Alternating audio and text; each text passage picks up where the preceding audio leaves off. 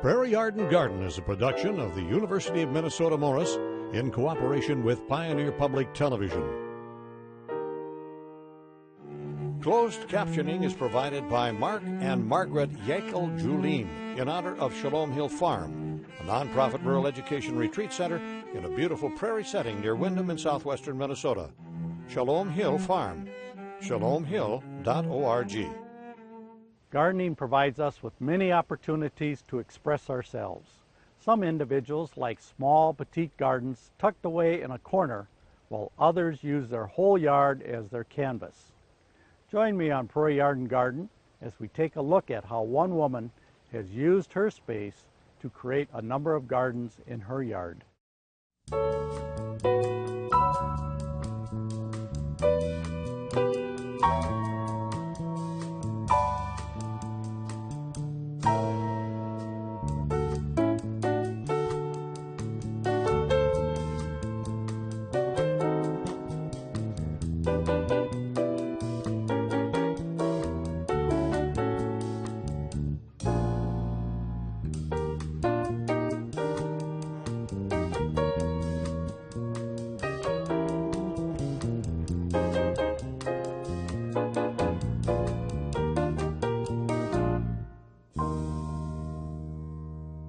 Today I found a unique little garden over in Todd County called Valley View Gardens.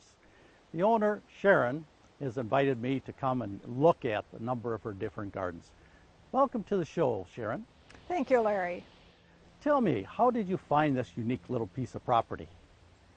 Well, actually, my home farm is within 2 miles from here, but my adult life I've lived in large cities and moved around, and when retirement loomed ahead for me, this became available and I purchased this land.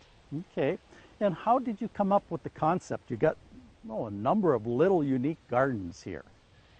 Well, I like to grow such a variety of plants that I thought I would have an area for each kind that I liked, and I have a shade garden, I've got what I call a sand garden, I've got a pool garden, I've got a berm garden, and just various areas that I can go to. I kind of wanted an immersive garden that I could walk into and feel that I was really in a garden. Prior to that, I've always walked around my circle garden, but this one I can immerse myself in. And one of the unique things that I noticed as I came to the garden is the arches that you've created. Tell me a little bit about that.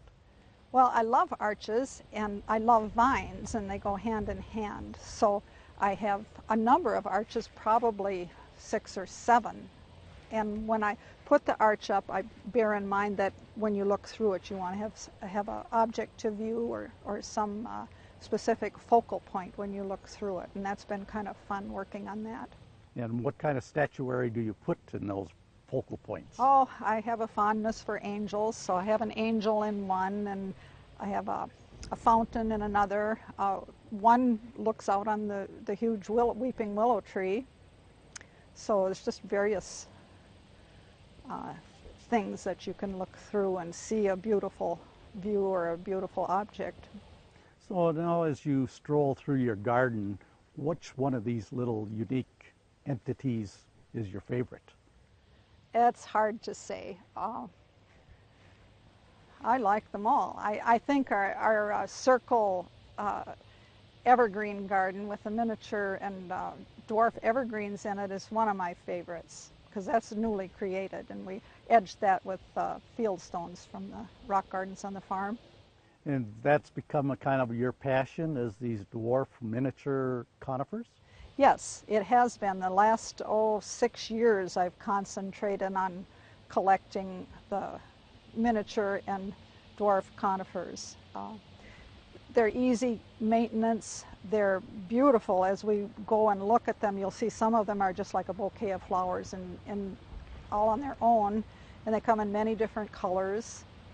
And so it's just been a passion, plus more are available to purchase now.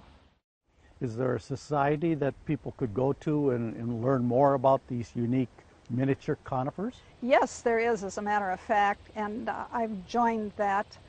It's the American Conifer Society, and it's easy to find on the internet. And like any plant society, they have symposiums and annual meetings, and it's a national organization, and it's divided into regions. So this would be the central region. Is conifers have growing zones, much like our perennials? Well, they do, but they're quite hardy because many of them are mountainous or cold region plants. Just the names of them frequently have Canada inserted in it, or Japanese, and you know that they're used to some rugged terrain. Okay. Do they require a lot of care? No, they prefer a slightly acidic soil. Most of them do, and good drainage, as with most plants. And I think the critical thing, as with all perennial plants, is the first year or two to make sure that they get adequate water. And once they're established, it's a matter of trimming. Sure. Not quite as demanding as an ordinary perennial. No, I've had in the past huge perennial gardens, and I think that is over for me because it's too much work to maintain them. So my understanding of a conifer is many times they can only be pruned early in the spring when the new growth comes out. So that's probably your busy time as you shape them. That's a busy time. You have to be careful to prune them when the candles first come out. You can cut those in half, and if you look, you'll see little buds that will develop and cover the cut up. Not all of them are able to be pruned in that manner, but a lot of them are. And on the other hand, an arborvitae is one you can look at it all through the season? You can look at that all through the season, and they don't regrow in the same manner as like a spruce would that has the little buds coming out of it. So they're all different, but I have a lot of shaped ones in topiaries and pom-poms, because I like that exotic kind of Japanese influence on the evergreens, and they require a little more shaping. Well, Sharon, I see some nice dwarf specimens. Can we go take a look at a couple of those? Yes, let's go look at some.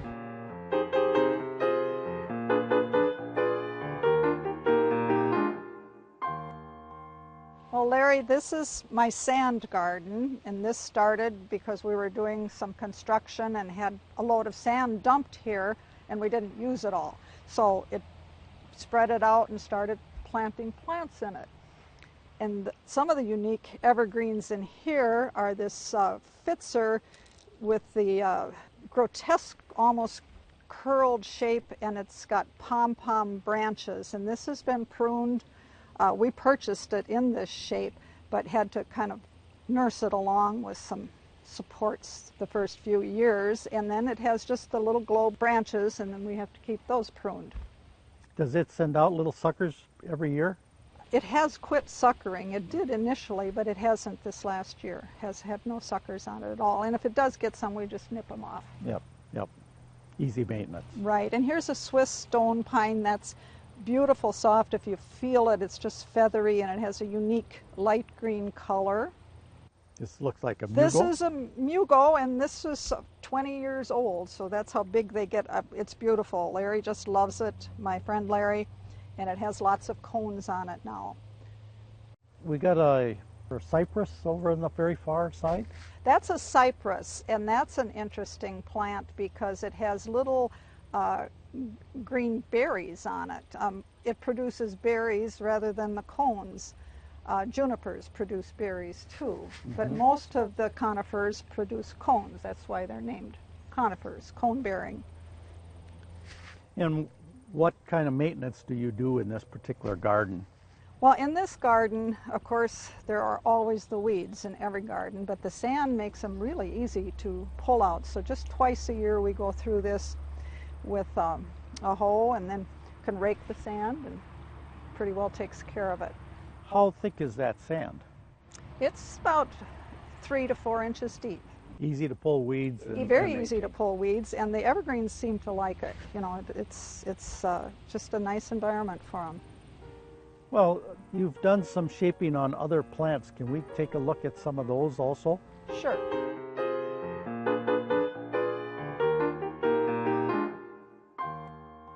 Well, Sharon, I see about 4 or 5 unique plants here. Tell me about this weeping larch. Well, it's a favorite, and it has just enjoyed all the rain it's gotten this year. It's on a standard, and it fountains down with its weeping branches, and it's just shot out all kinds of crazy things. It looks like fireworks right now. But of course, this being a larch, it loses its needles in the fall, and then in the spring it's just a beautiful glowing bright green. This is a Norway spruce, dwarf globe Norway spruce, and it has just beautiful little narrow short needles. Very short. And the dwarf evergreens grow no more than 1 inch a year. So you don't have a lot of maintenance, and you can plant them without worrying they're going to get too big for the space very quickly. 1 inch. That's 1 inch. I've got a couple spots where I could use a plant like that. Yes. Well, we should look at this mother-lode juniper here. That's my favorite. It's a ground spreading juniper, and it is called mother-lode because it has this golden hue nearly the whole year, and it requires very little pruning. I've had this for 5 years and I have not pruned it yet, and it hasn't even doubled in size. And But what a beautiful yellow tinge. it's just beautiful, and it winters over wonderfully here. So low to the ground, the snow covers it Right. very quickly. And Yes, it's very protected. Uh-huh. But they're not real easy to find, so you might have to order it on the internet. what about this unique columnar Well, plant you have over that's here? a favorite of many people. That's a weeping white spruce. And it's very narrow, and it just cascades down upon itself, and that will get quite tall, but it's never going to get wide. Well, Sharon, I see another, looks like a Colorado blue spruce over there.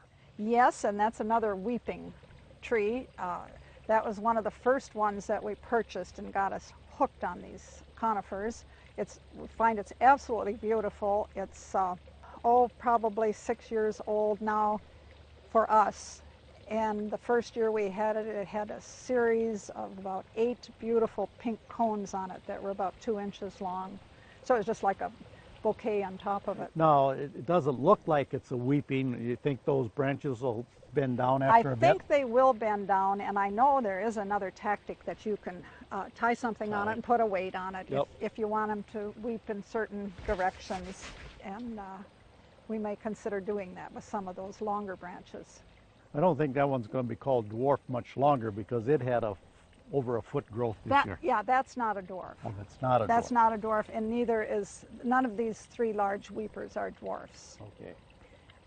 This other one in the center of that garden is a weeping larch, and that's kind of unusual too. This is a weeping larch, but this one is on a standard, and it kind of cascades down. This one is a tree, and the branches are all kind of curlicued in their shape.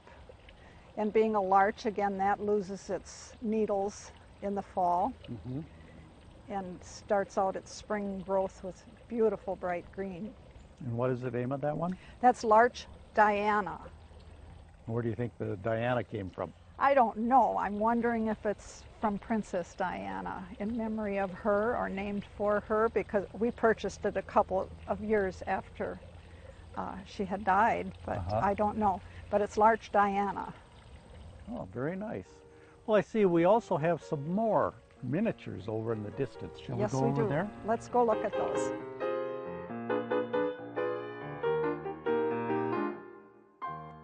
This is our circle garden, and this is circled with fieldstones from the farm rock pile, and all of our dwarf specimens are arranged in here, a lot of them. One of our favorites is the Silberlock Korean fir, and that's right in front of us. We have 2 of them. We have a larger one than this. They have the most beautiful silver undercoating on their needles. It just gives a silver white appearance at all year long. In the spring, they come out, the new ones are pure silver. Really? Yes, and it has beautiful decorative cones. The larger one has like 7 or 8 large cones on it now, which are the coniferous flowers, are their cones, of course. This is a Wichita blue juniper, and that's a columnar-shaped one, but it has a beautiful blue color. Very light. Yes, it's a light grayish blue. Yeah, that may be a little more grayish than blue, huh? Yes, it's very pretty. We have 2 Alberta spruce in here. This is a dwarf Alberta spruce, a common one. They're very slow growing and they're very compact, so they're beautiful little trees. And I have one here that's pruned in a topiary form, and that's an Alberta spruce too. And you'd think with the name Alberta they'd be real winter hardy. They're hardy, but they suffer from the sunburn, so we have to protect those in the winter. We cover them with burlap.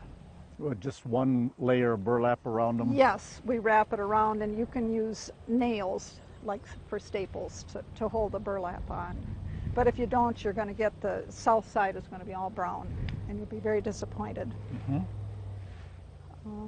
This multi-stemmed one is a mint julep juniper, and that's been trained in a pom-pom fashion. That's got 7 different stems, and they don't sucker after a period of time, as you can see. So the maintenance to that is just to keep pruning it so it keeps its round globes. Well, it's rather unique. It's we like the uniqueness of it, and we're willing to take the time to prune them, to keep that. Sure. Here we have a low-growing Japanese garden juniper. It's a beautiful green color with tiny little needle foliage. And behind it is a blue chip juniper. It's a really deep blue. And they're quite common in the train. They're common. Mm-hmm. Well, I see one pine over here. You don't have a lot of pines in your gardens, but... That's a Tamasho pine, and that's a Japanese-sounding name, and then again, that one is put on a standard. And it has a different green color and longer needles. It's just a beautiful little plant. And again, that's dwarf, so it's not going to grow very large or very fast. You know, the dwarfs only grow 1 inch a year. So. Well, and I noticed that you have a couple grass plants in the garden. Why did you add them? Well, I added those. Those are switchgrass, and there's a breeze today, and if you notice, they give motion to the garden, so it's not static. It always has a little movement in it. And they typically going to get, what, 5, 6 feet tall? About 5 feet tall, and then they die back, and then they're slow to come up in the spring. You think it's not going to come, but then it has rapid growth once it starts. Well, I like that setting with that little bench there and the patio rock in front of it, and then the 2 swaying with the spruce behind it. It's very peaceful looking. It's peaceful. It's fun to come out and have a cup of coffee in the morning here. Well, you must have lots of coffee because I do. You got I can go in and get a different cup for every area. I see. It works very well.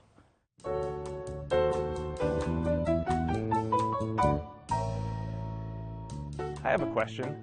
I've noticed the leaves on my bur oak showed signs of drying up in the late summer. Do you know what could be wrong? Well, there's a new disease in town called bur oak blight, or BOB. It's a foliar disease, and it starts in late summer, so you usually don't see it until July or August. And a very distinct thing about BOB is that it causes a V-shaped necrotic area.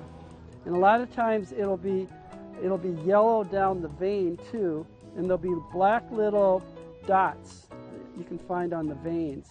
And there's 2 other things that are quite interesting. There's 2 varieties of bur oak. One of them have olive-shaped acorns that are smaller, and the other kind, they're round and they're larger. And BOB only affects the olive-shaped varieties. The other thing is that it's a foliar disease, and it won't completely kill the tree. However, if the tree has been stressed, and if it keeps getting hit by it, it can kill the tree. So you just try to make your tree healthier, make sure it doesn't It gets plenty of water. It's during the droughty times. You could add extra fertilizers, and there are fungicides that they're experimenting with, but because it's so new, the rates are still kind of in the experimental phase. If you suspect that you have, Bob, then you can send samples into the disease clinic and they'll tell you whether you have it or not. Ask the Arboretum Experts has been brought to you by the Minnesota Landscape Arboretum in Chanhassen, dedicated to enriching lives through the appreciation and knowledge of plants. This garden is called our berm garden because we hauled in a lot of dirt so that we get a little contrast from all the flat area. This first specimen is a Colorado blue spruce, and this again is on a standard. This is one of the tallest standards that we have, and it's just like a bouquet of bright blue on top of its standard stem. Right straight ahead of it here is a globe blue spruce. It is not on a standard, so it's just around toward the ground, and then up higher is another weeping blue spruce. So we've got the three different kinds of Colorado blue spruces in the same garden. Well, I've never realized that we had those many options. I Yes. just thought that everybody bought the Colorado blue spruce and stuck it in your backyard. And No, there's a lot of options. I have one large one that's planted out further, and that's called a Festigate, and that is a long, or very tall and very narrow columned blue spruce. It's very different from the normal blue spruces that were planted. would we anticipate needle cast problems with these types of blue spruce? The leaf diseases, needle diseases? Not as much as you would with the large Colorado blue spruces. These are, I asked an expert about it, and he said not to worry about planting a lot of Colorados because they're one of our favorites. Sure. And he said they don't have the difficulties that the large specimen Colorados are experiencing. That's good to know.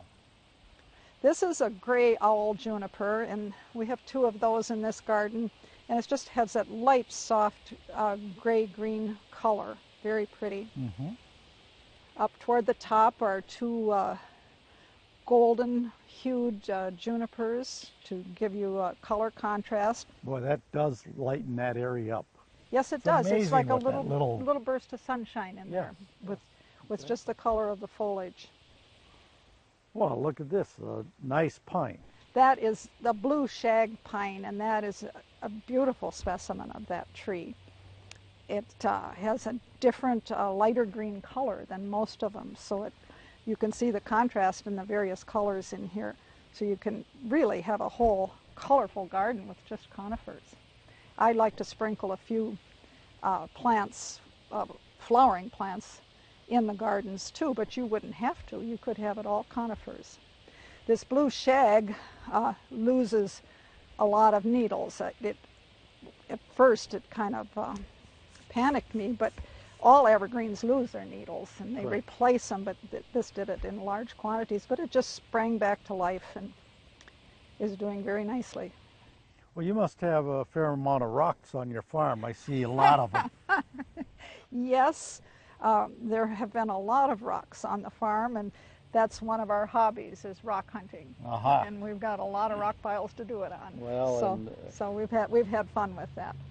I seem to have a avocation of looking for rocks myself. Beautiful colors within the rock, and when placed in a garden like this, really enhance it.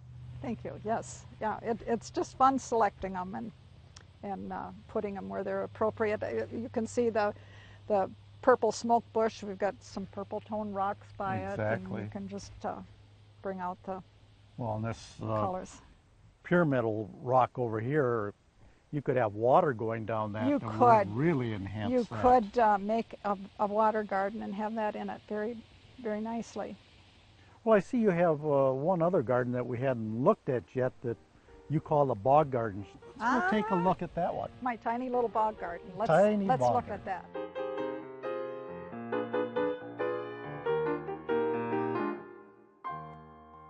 doesn't look like a bog, but I'm high on this hill and it's very dry, and I wanted to grow some plants that liked a lot of moisture.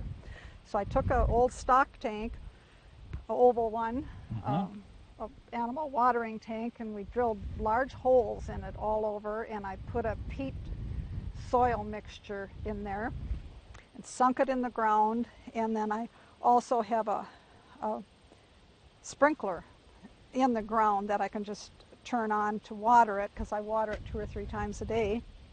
And then I've planted various water plants. This is a water mint. Yes, And I've used that for garnishes. And I have water celery in here. This, of course, is the famous horsetail. And I would recommend that nobody plants that unless you've got an acre of bog garden, because it has underground runners that travel 10, 15 feet. You don't know where it's going to come up. No, I see one over there. So I'm going to eliminate that or contain it in some manner. As I recall, that's probably the oldest known plant to man. I believe it is. Yep, I believe it is. And unique in that you can pull it apart and yes, it's got together. It's got unique shapes. It adds character to the garden, but if it spreads, it's not It does, in my garden. and if you're a flower arranger, it comes in handy for that also, because you can use the long shapes. Sure. This is a miniature cattail, and they have just adorable little miniature marshmallow-sized cattails on them. They're all done now, but they're very attractive. Well, it actually lost its seed head already. Yes, it did. That's Yeah, interesting. it's not like the ditch cattails. These were just darling when they came out, but they have dissipated already. And then I've got a goat's beard in here, and Philippendula and Ligularia that all like a lot of moisture. Exactly, and then you highlight with a little moneywort. Moneywort on the side, and that oomph of the golden color. Oh, that just lightens the garden. Yes, it does. It's like sunshine. Exactly. Well, Sharon, I want to thank you very much for being my guest today. It's been very enjoyable learning about dwarf and miniature conifers and some other unique features in your garden. Well, thank you. It's been a pleasure showing them to you.